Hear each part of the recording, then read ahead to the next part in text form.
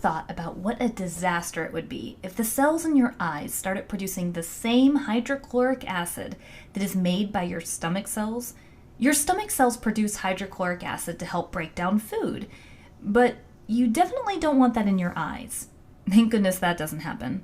But it's surprising because both your eye cells and your stomach cells contain all of your DNA. Your DNA, all of it, is found in your body cells. But see, the portions that are used need to be regulated somehow. Otherwise, we could end up with something ridiculous, like eye cells producing hydrochloric acid. And that wouldn't just be a waste of resources, that would actually be very difficult to explain to your friends. You want genes to be regulated, controlled. Remember that genes are made up of DNA. DNA is used to give instructions for the production of proteins in the process of protein synthesis. But an important concept is that there needs to be a method of determining which genes will be turned on and which genes will be turned off. This is called gene regulation. And there are many ways that genes are regulated. In your human body cells, you can have proteins that can bind to certain gene regions to increase the rate of transcription for the transcription enzyme RNA polymerase. Or you can have proteins decrease transcription to the point that it may not be transcribed at all. This is a form of gene regulation. Your eye cells don't use the portion of DNA that codes for making hydrochloric acid like your stomach cells do, because there is regulation in your cells to determine which portions of the DNA is used. But we want to shift gears now to talk about a very interesting way of regulating genes that can be sometimes a little challenging to visualize. This particular method is really found in prokaryotes, a few eukaryote exceptions. It's called an operon. An operon is a fancy way of regulating genes, and it's usually made up of a few genes that can involve enzymes. Remember that enzymes are proteins with the ability to break down or build up the substances that they act on. Now let's talk about some key players in an operon so that we can see some gene regulation here. First, RNA polymerase. It's a builder enzyme actually, because RNA polymerase is an enzyme. In biology, a lot of enzymes end in that ASE. RNA polymerase is needed in order to start transcription. Remember that transcription and translation are steps in protein synthesis. Protein synthesis means to make proteins, enzymes in this case. The thing about RNA polymerase, though, it gets a little confusing for RNA polymerase without somewhere to bind.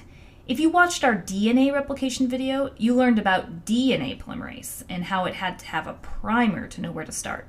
Well, RNA polymerase needs a promoter. A promoter is a sequence of DNA where the RNA polymerase can bind. So you would think, okay, you got your RNA polymerase, you attach it to a promoter, and boom, you make your mRNA, which eventually will be used to make a protein. But there's this other sequence of DNA called an operator.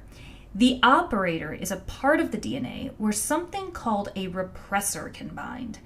The repressor, if bound to the operator, blocks RNA polymerase, and poor RNA polymerase cannot move forward and no mRNA can be made, therefore no proteins. So let's take a look at our setup here. This is an example called a lac operon. Notice there's a promoter region of the DNA, the operator region of the DNA, and there are 3 genes here that code for enzymes that help in the process of breaking down lactose. Lactose is a sugar.